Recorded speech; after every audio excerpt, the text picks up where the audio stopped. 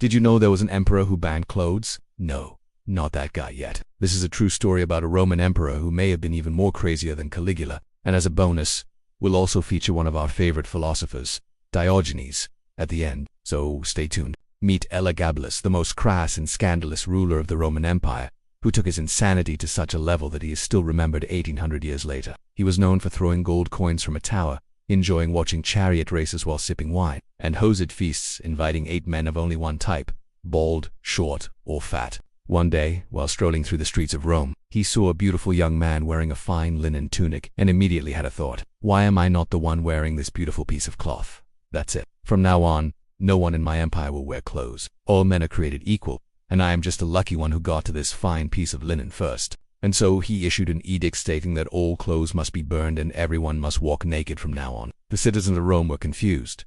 Why did their emperor suddenly go insane? They asked, well, if you ask me, this is a classic case of an emperor who read one too many philosophical books. You see, Rome wasn't exactly famous for its deep thinking. If they wanted to hear some deep thoughts, they had to import them from Greece. And this time, instead of Plato, it was Epicurus, the Greek philosopher whose ideas of living a simple life, free from all unnecessary attachments, including clothes, had found fertile ground in the mind of the young emperor. And just like that, Rome became the first great city in history to introduce a clothing-optional lifestyle. And not everyone was happy with this change. Some people, including the Vestal Virgins, whose job was to keep the sacred fire of Rome burning, weren't allowed to appear in public without a proper tunic. But the emperor was unmoved. His new pleasure was going around the city in his golden chariot and seeing all these naked people.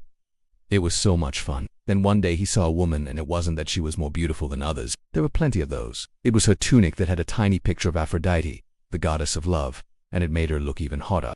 The emperor immediately regretted his fashion statement. Now he wanted to cover up this indecent exposure issue. He sent for the philosophers to ask, isn't there any way to cover my nakedness without actually covering up? The philosophers thought about it. What do you mean? Just stand on one leg and cover your private parts with your hands. Are you serious? But you can't expect me to walk around like that. Then why don't you use a branch, like a baguette? Still not good enough. Then the emperor had an idea. Why don't we design a new type of garment that covers everything but is still easy to take off at a moment? Let's notice. So that's how the toga was born.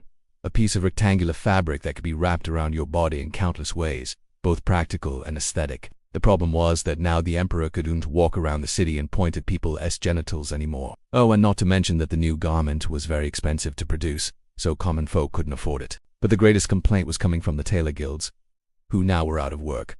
You ruined our business. The emperor heard their complaints and realized that he went too far this time. Maybe banning clothes wasn't such a great idea. People need clothes.